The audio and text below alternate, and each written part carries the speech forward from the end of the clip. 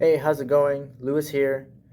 I wanted to make this video for students that are studying the piano at college or university, or even just a music major that's using the piano, for theory and for piano proficiency and other classes like that. This is something that I noticed when I came in here to practice on this beautiful Steinway. I'm in the music production lab at St. Mary's University, and we have this really nice baby grand here, and it's the nicest piano compared to the practice rooms. And so I get to come in here and use this because I'm also in music production as well. And when I came to sit down at the piano and put my hands on the register, it felt awkward. And I practiced a few times and was like, this isn't, it's a nice piano, but it just feels weird. And it's because of my height from the bench where I'm sitting. And if you notice, my arms are a little less than 90 degrees. And that little bit of an angle makes a difference when you're playing and you're used to a certain bench height.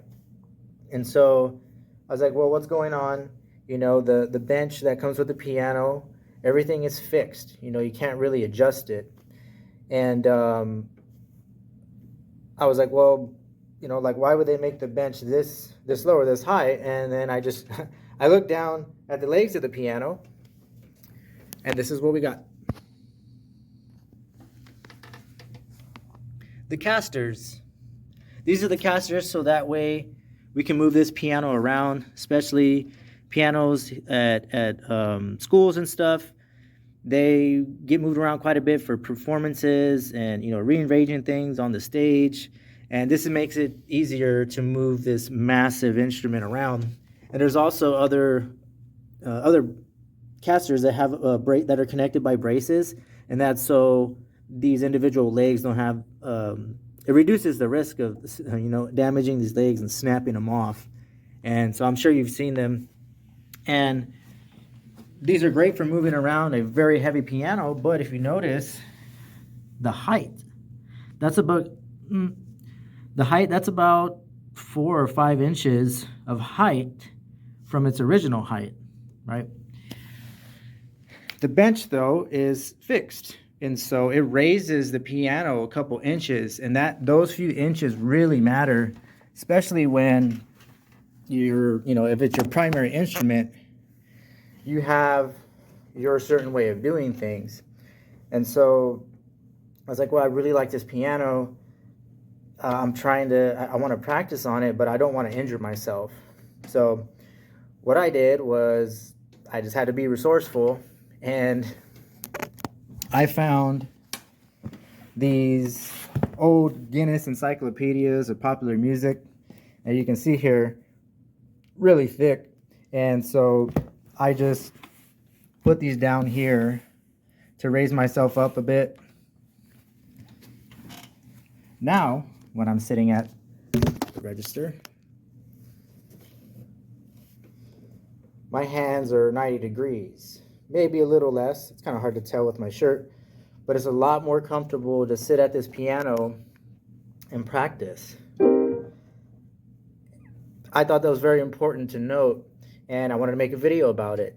So if you're practicing on the piano, it's your primary instrument, this is something that you will probably notice.